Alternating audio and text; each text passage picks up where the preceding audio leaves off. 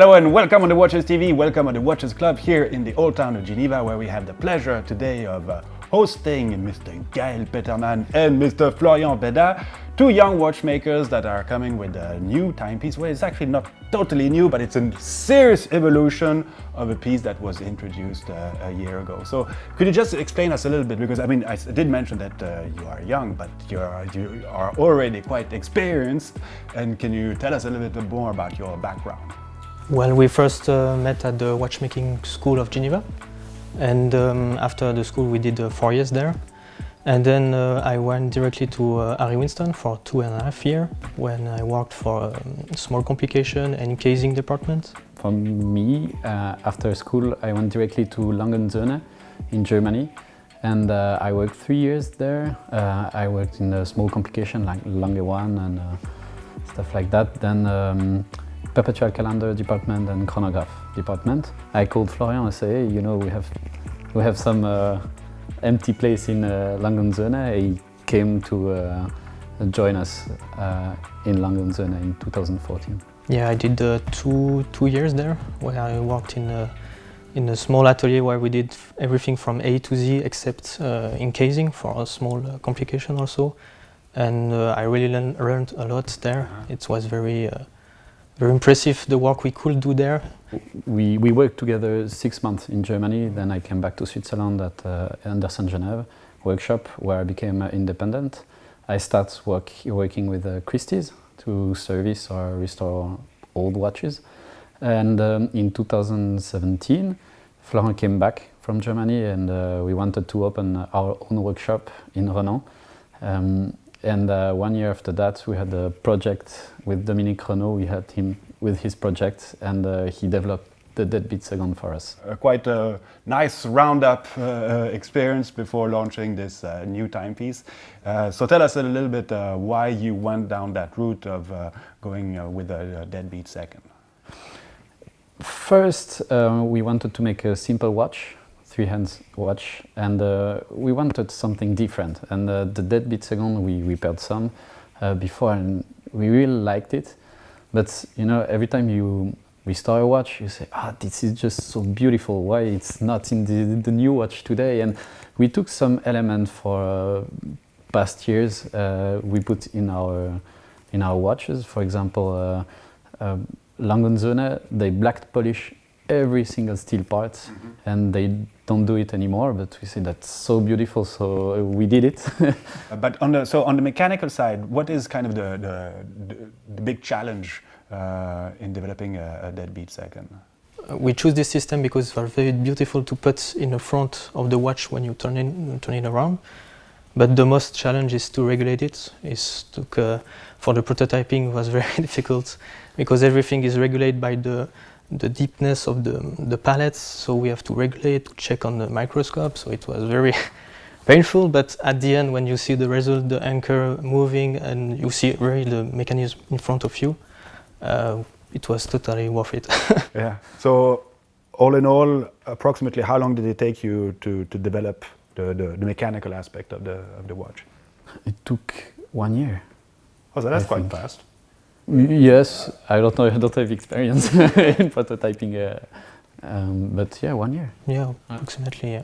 Okay, and can you tell us a little bit about this interaction that you were mentioning with Dominique Renaud, who is I mean, one of the great names of watchmaking, I mean, in particular movement development since many years.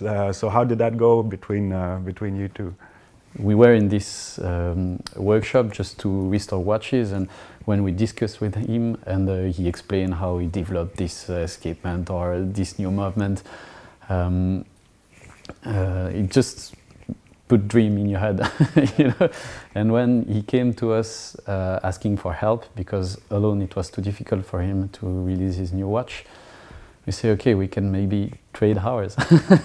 And it was very natural for him. It was okay because, you know, he starts young too. I think he was 24, 25 years old when he started Renault Papy. He could probably see himself a little bit in you guys, what you were doing now. That's nice. Okay, so actually we met last year in Singapore when you were presenting kind of for more or less the first time this timepiece.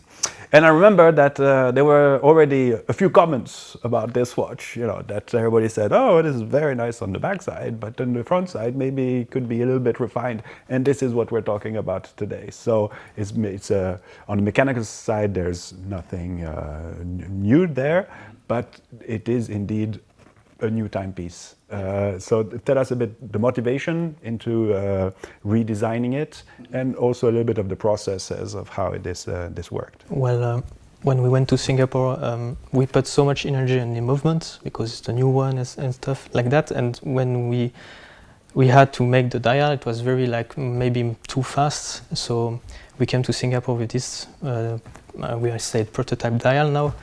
And we directly had some comments about it. Most collectors came to us and say, yeah, it's maybe too classic, too simple. Boring. Yeah, but anyway. And we were very open because we are young, we are not, we are watchmakers, but not designers. They came with advice. Yeah, exactly. It's not like, I don't like it, and that's all. They say, I don't like it because maybe you can try this.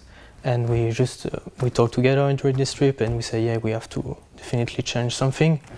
And then we came back to Switzerland and we had an opportunity, a designer came to us. He was very, very kind and he explained to us how he works and how is the process.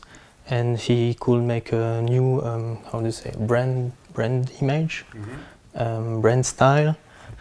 I mean, it has really changed the watch. It has given it volume. It's unbelievable how it just kind of radically changes the watch. It makes it a little bit more modern also. Yes.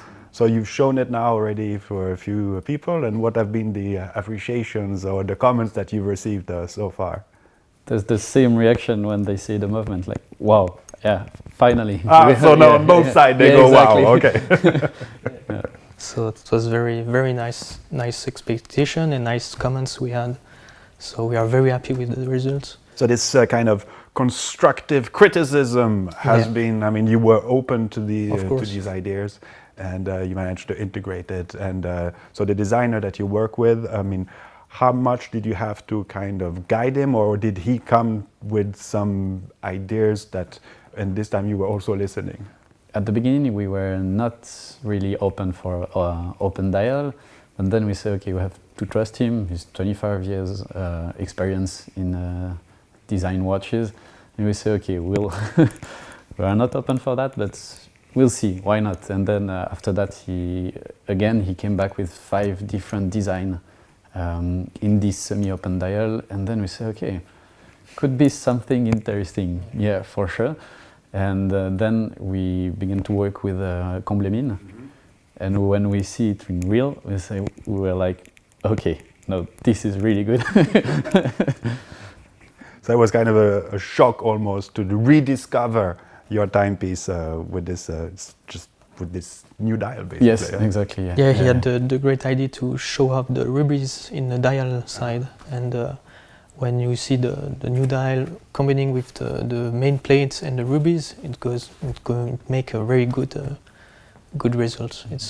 So we are very surprised in a good way. That's good. That's good. And feedback from collectors already, or? Well, it went very good also. We like this smile. Yeah. It tells a lot, you know. We didn't expect that success, but for now it's a good start. Excellent.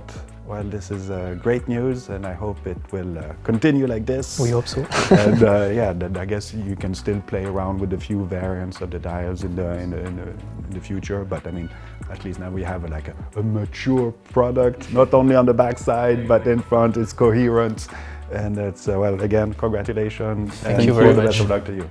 Thank you. See you real soon, and Viva Watchmaking!